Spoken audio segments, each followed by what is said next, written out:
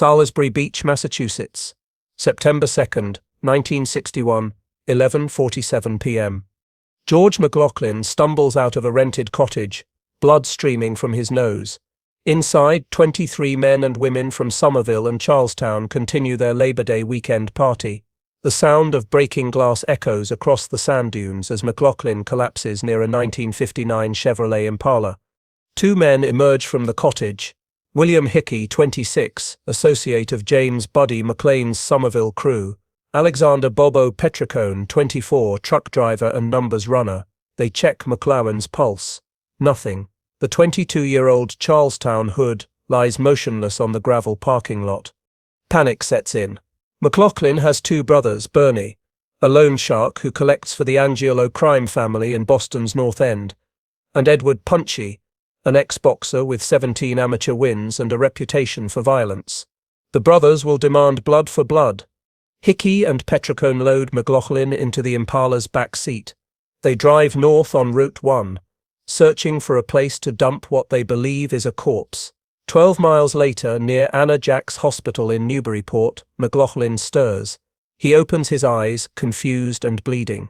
The men drive him to the hospital emergency entrance at 12:23 a.m. They drop him on the sidewalk and speed away. McLaughlin spends 14 days in the hospital. He remembers everything. Charlestown, Massachusetts. October 15, 1961. 2:30 p.m. Bernie McLaughlin walks into Murphy's Tavern on Bunker Hill Street. The 32-year-old enforcer weighs 180 pounds, stands 5'9", and has collected debts for Italian bookmakers since 1954. His younger brother George told him about the beating at Salisbury Beach. Bernie wants answers. The tavern serves longshoremen from the Navy Yard and dock workers from the Mystic River piers. 3 men sit at the bar drinking Narragansett beer. Bernie approaches the bartender, Tommy Murphy, age 41, who has run numbers for various crews since Prohibition ended. "I need to find Buddy McLean," Bernie says. Murphy wipes down a glass with a dirty towel. He's usually at the Tap Royal on Broadway in Somerville, but Bernie, maybe let this one go. Bernie drinks a shot of Jameson Irish whiskey. He leaves Murphy's at 3:15 p.m. and drives his 1960 Plymouth Fury across the Mystic River Bridge to Somerville. Somerville, Massachusetts. October 15, 1961. 4:45 p.m. The Tap Royal Bar sits at 378 Broadway, a 2-story brick building with green shutters and a neon Schlitz sign in the window. James Buddy McLean owns a piece of the action. At 29, he runs bookmaking and loans harking operations throughout Somerville's Winter Hill neighborhood. McLean stands 6'1", weighs 195 pounds, and can fight 3 men at once. Portuguese immigrants adopted him after his parents died when he was 12. He has blonde hair, blue eyes, and hands like sledgehammers. Bernie McLaughlin pushes through the tavern's front door. The bar has 12 stools, 4 booths, and a jukebox playing Bobby Darin's Mac the Knife. 8 men turn to look at the Charlestown visitor. McLean sits in the corner booth with Joe McDonald, 44, a charter member of his crew. "We need to talk," Bernie says to McLean. McLean nods toward the back room. They walk past a pool table where 2 men are shooting 8-ball. The room has 1 table, 4 chairs, and a window overlooking an alley where McLean parks his 1961 Pontiac Catalina. Bernie sits across from McLean. "Your boys beat my brother half to death at Salisbury Beach. I want them." McLean leans back in his chair. "I don't rat out my friends." "Then we have a problem." McLean's voice drops to a whisper. Bernie George got fresh with another man's girl. He had it coming. The meeting lasts 11 minutes. Bernie leaves without shaking hands. Somerville, Massachusetts.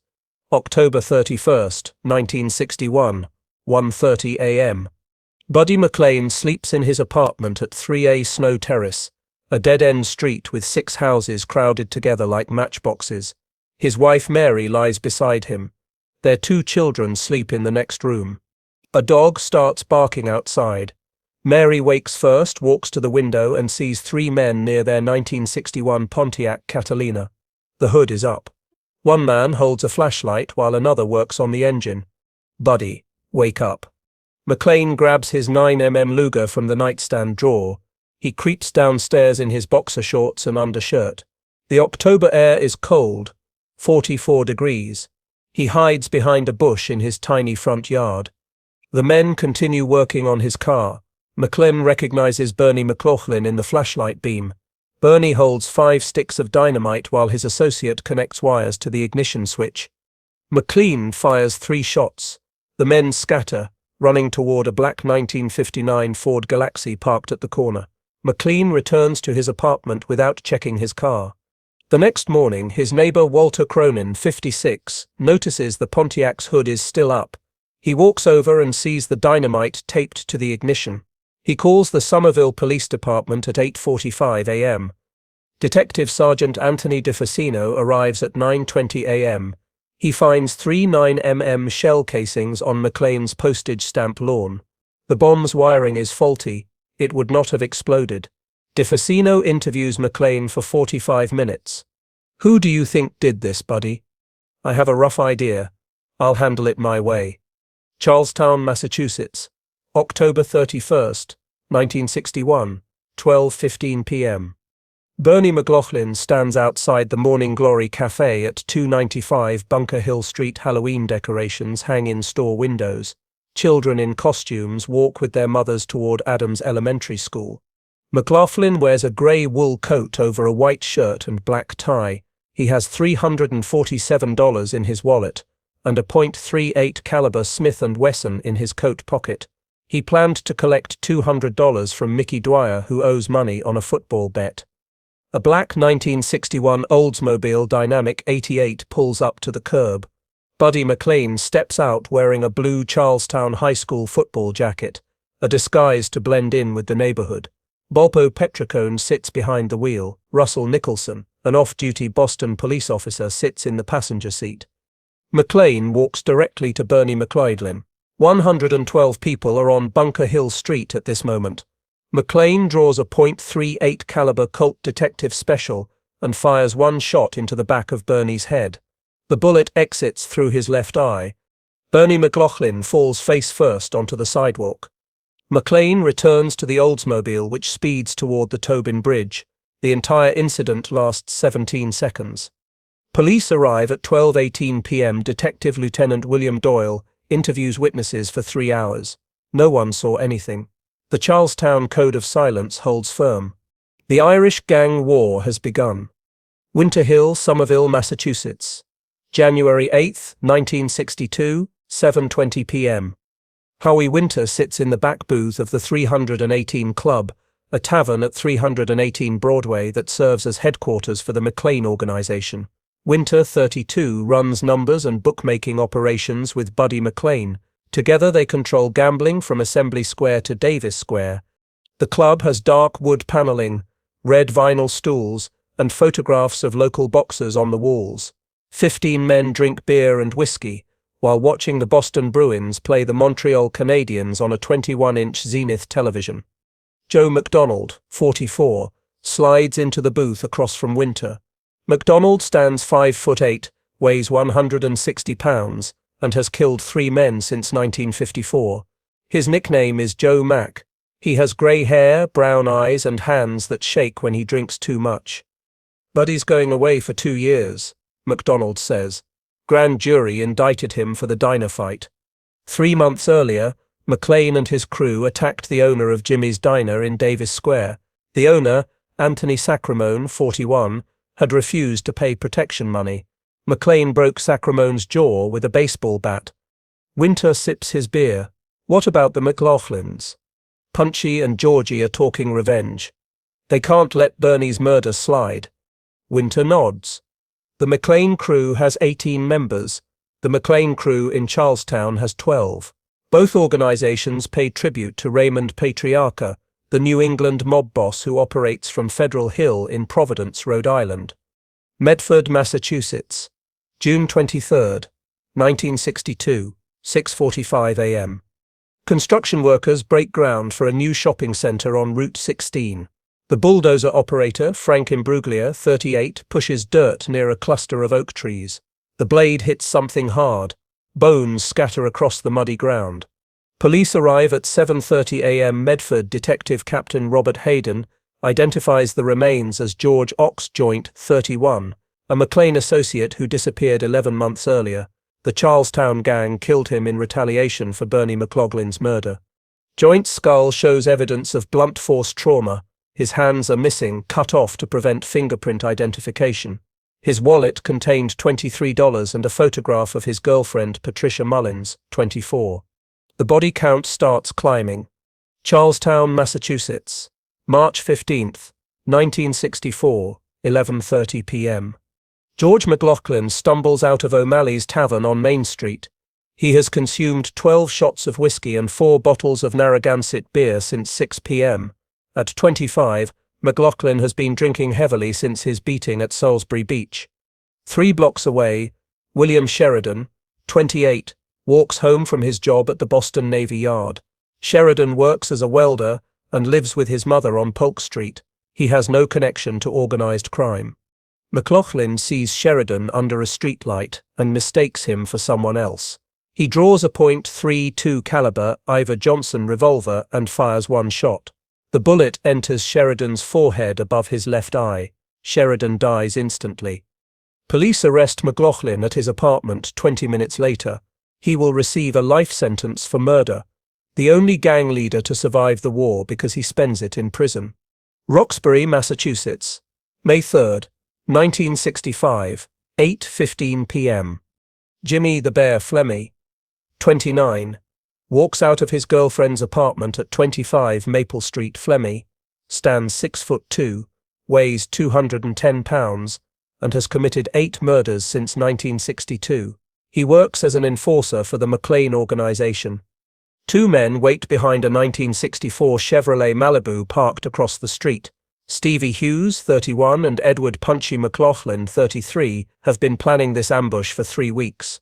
Hughes carries a .45 caliber Thompson submachine gun. McLaughlin holds a 12-gauge Remington shotgun. Flemmi walks toward his 1963 Ford Thunderbird. Hughes steps from behind the Chevrolet and opens fire. 8 bullets hit Flemmi in the chest, shoulder, and legs. He falls to the pavement but remains conscious. "You're dead, you bastard," McLaughlin shouts. Flemmi crawls behind his car as the gunmen flee. An ambulance arrives at 8:32 p.m. Flemmi survives surgery at Boston City Hospital.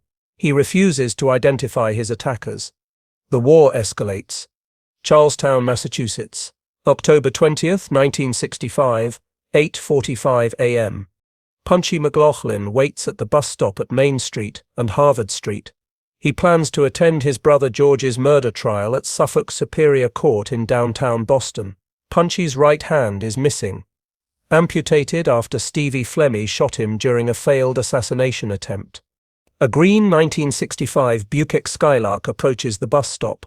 Frank Salem, 32, sits behind the wheel. Stephen the Rifleman Flemmi, 31, sits in the passenger seat, holding a .3006 Springfield rifle. 6 other commuters wait with McLaughlin for the 8:50 a.m. bus. Flemmi rolls down his window and fires 2 shots. The first bullet hits McLaughlin in the chest. The second bullet hits him in the head. McLaughlin collapses next to the bus stop sign. The other commuters scatter. Mrs. Catherine O'Brien, 54, throws herself to the ground behind a parked car. Thomas Mitchell, 46, runs into nearby Flanagan's Pharmacy. The bus arrives 3 minutes later.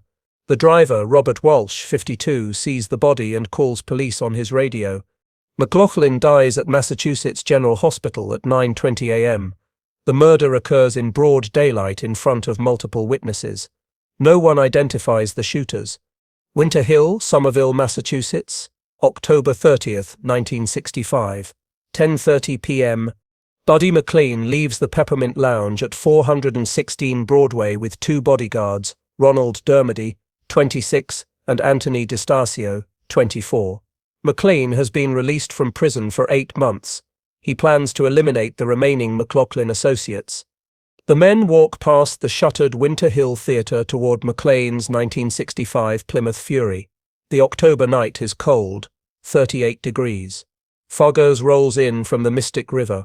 Stevie Hughes, 32, hides behind the theatre's ticket booth with a .30 caliber M1 carbine.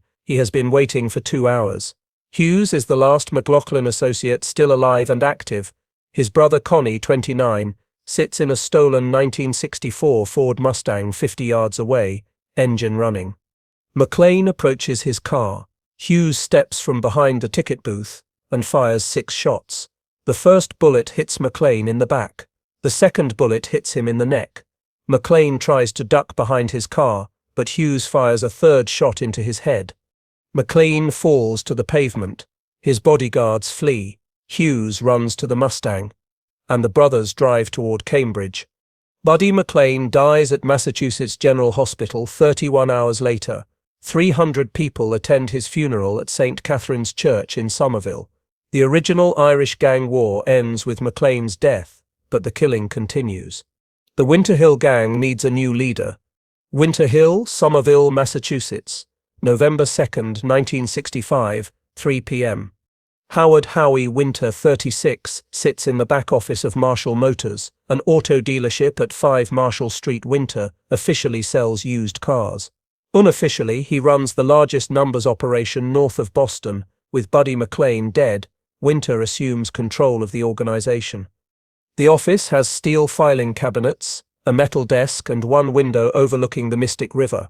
Winter weighs 170 pounds, stands 5'10", and has brown hair turning grey at the temples. He speaks quietly and rarely loses his temper. Joe McDonald enters the office carrying a manila folder containing betting slips. McDonald has worked with Winter since 1961. Together they control bookmaking from Medford to Cambridge. Stevie Hughes has to go, McDonald says. Winter nods. Hughes killed McLean, making him a marked man. The new Winter Hill Gang cannot allow McLean's murder to go unpunished. Set it up, Winter says. South Boston, Massachusetts. March 18, 1966, 11:45 p.m.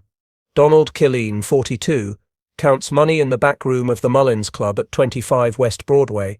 Killeen controls bookmaking and loan sharking in South Boston's Irish neighborhoods. His organization has 11 members and pays tribute to the Angelo brothers in the North End.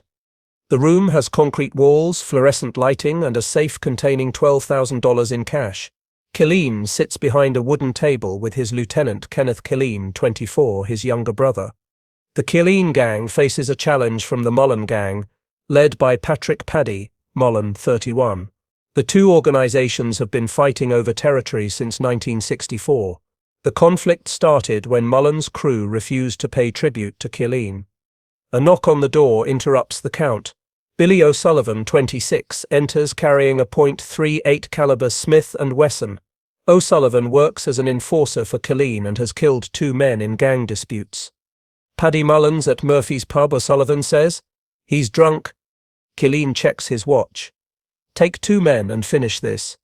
The Second Irish Gang War is about to begin. Savin Hill, Dorchester, Massachusetts. March 28, 1971, 10:20 p.m.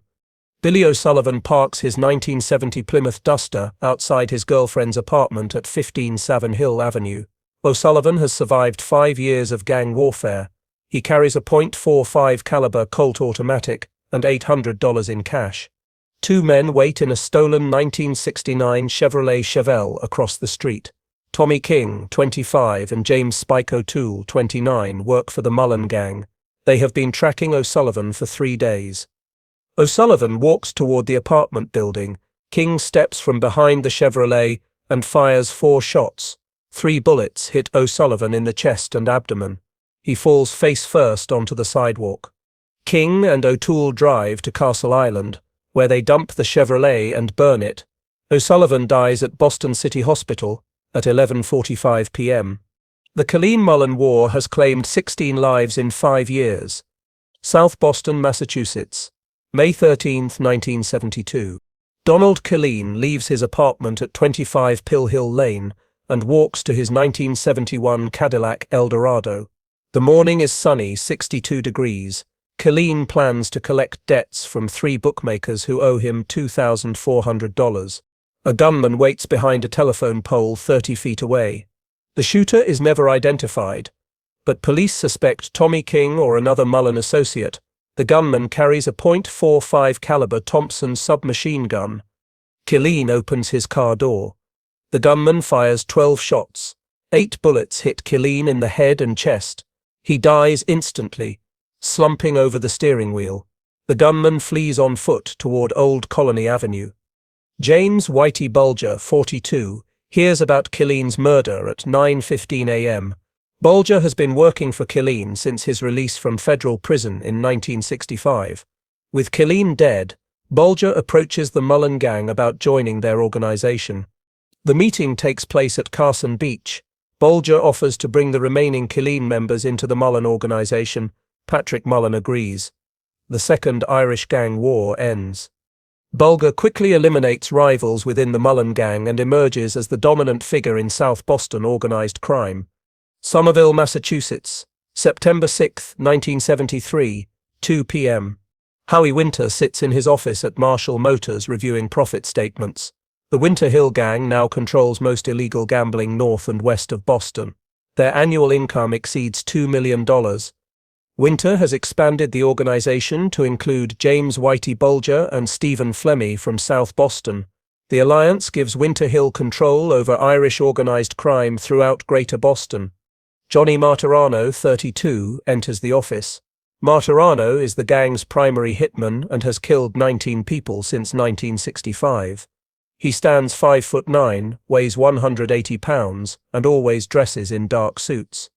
The Angelus want to meet, Martirano says. Gennaro Jerry Angelo, 54, runs the Patriarcha crime family's Boston operations from a social club at 98 Prince Street in the North End. Angelo controls most bookmaking and loans harking in Boston proper. Winter agrees to the meeting. The Irish and Italian mobs will cooperate rather than compete. This arrangement will last for 15 years. Boston, Massachusetts, November 12, 1975, 4:30 p.m. FBI Special Agent John Connolly, 35, meets Stephen Flemmi at a coffee shop in Government Center. Connolly grew up in South Boston and has known Whitey Bulger since childhood. He joined the FBI in 1968 and specializes in organized crime investigations. Flemmi sits in a corner booth, drinking black coffee. He has been an FBI informant since 1965, providing information about Italian mob activities. Connolly wants to expand the relationship. "We need more on the Angelos," Connolly says. Flemmi nods. Whitey wants to help. He hates the Italians. Connolly recruits Bulger as an FBI informant on November 18, 1975. The FBI assigns Bulger the code number BS 1544T. The relationship will last 16 years and allow Bulger to eliminate competitors while receiving federal protection. The Irish mob reaches the height of its power. Boston, Massachusetts, November 18, 1980, 6:15 a.m. FBI Special Agent John Connolly drives a government-issued 1979 Ford LTD through the North End's narrow streets. Connolly parks outside 98 Prince Street, a 3-story brick building that houses Gennaro Angelo's headquarters. The building has a restaurant on the ground floor and the mob boss's office on the second floor. Whitey Bulger sits in the passenger seat wearing a telephone company uniform. Stephen Flemmi waits in a van around the corner, also dressed as a utility worker. They carry electronic surveillance equipment provided by the FBI. Connolly checks his watch. At 36, he has spent 7 years building relationships with Irish mob leaders. His superiors in Washington consider him one of the Bureau's most successful agents. His informants have provided information leading to 14 indictments of Italian mob members. "The building's clear," Connolly says into his radio. Bulger and Flemmi enter 98 Prince Street through a rear entrance. They spend 47 minutes installing listening devices in Angelo's office, conference room, and telephone switchboard. The bugs will record thousands of conversations over the next 4 years. The FBI's top echelon informant program reaches its peak effectiveness, but the agents are protecting killers. Quincy, Massachusetts, May 27, 1981, 11:30 p.m. Roger Wheeler, 55, chairman of World GILI, parks his 1981 Cadillac Seville outside the Mohawk Country Club. Wheeler has been investigating skimming operations at his JLI frontons in Florida and Connecticut. He has discovered that Winter Hill gang members are stealing $10,000 weekly from the betting windows. Johnny Martorano waits behind a Lincoln Continental in the parking lot. Martorano flew from Boston to Tulsa earlier that day using a false identification. He carries a .38 caliber Smith & Wesson revolver. Wheeler walks from the clubhouse toward his car. Martorano approaches from behind and fires one shot into Wheeler's head. Wheeler collapses next to his car door. Martorano drives to Tulsa International Airport and catches the 1:30 a.m. flight to Boston. The murder eliminates Winter Hill's biggest threat. Wheeler's investigation dies with him. Boston, Massachusetts. January 20th, 1983, 3:45 p.m. Federal Judge W. Arthur Garrity Jr. sentences 21 Winter Hill gang members in Boston's federal courthouse. The defendants include Howie Winter, Joe McDonald, Johnny Martorano, and Sal Sperlinga. They received indictments for racketeering, extortion, and murder conspiracy. Winter receives an 18-year sentence. McDonald gets 15 years. Martorano pleads guilty and receives 12 years. The sentences effectively destroy the original Winter Hill gang. Whitey Bulger and Stephen Flemmi avoid prosecution. FBI agent John Connolly warned them about the investigation 6 months earlier, allowing them to destroy evidence and prepare alibis. With Winter in prison, Bulger becomes the undisputed boss of Irish organized crime in Boston. South Boston, Massachusetts. September 17, 1986. Bulger sits in the back office of Triple O's Lounge at 622 East Broadway. The bar serves as his headquarters and fortress. Bulger, 57, now controls bookmaking, loan sharking, and drug trafficking throughout Greater Boston. His organization generates $5 million annually. The office has bulletproof windows, steel doors, and multiple escape routes. Bulger keeps $100,000 in cash in a floor safe.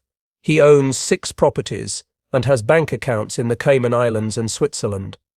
Kevin Weeks, 30, enters carrying a briefcase containing betting slips and loan records. Weeks has worked for Bulger since 1982 and serves as his primary lieutenant. He stands 6'5", weighs 230 pounds, and has killed 3 men on Bulger's orders. The Angelos are finished, Weeks says. Earlier that day, federal prosecutors convicted Jerry Angelo and 3 associates of racketeering. The convictions resulted from FBI surveillance tapes recorded in Angelo's Prince Street office, the same office where Bulger and Flemmi planted listening devices in 1980. With the Italian mob weakened, Bulger faces no significant opposition in Boston's underworld. Boston, Massachusetts. December 23, 1994, 7:20 a.m. FBI Special Agent John Morris, 50, calls Bulger from his office in the JFK Federal Building. Morris has supervised the organized crime squad since 1982. He has accepted $7,000 in bribes from Bulger and regularly provides information about FBI investigations. There's a sealed indictment, Morris says.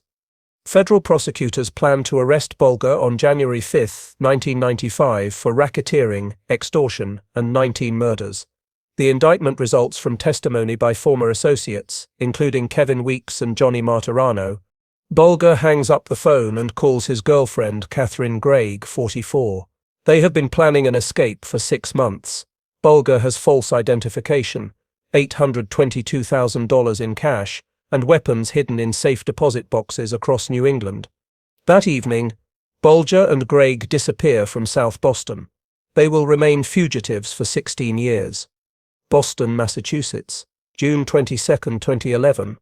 FBI agents arrest Bulger and Greig at the Princess Eugenia Apartments in Santa Monica, California. The arrest ends one of the longest manhunts in bureau history. Bulger spent 16 years on the FBI's 10 most wanted list. Agents find 30 firearms, $822,000 in cash, and fake identification documents in their apartment.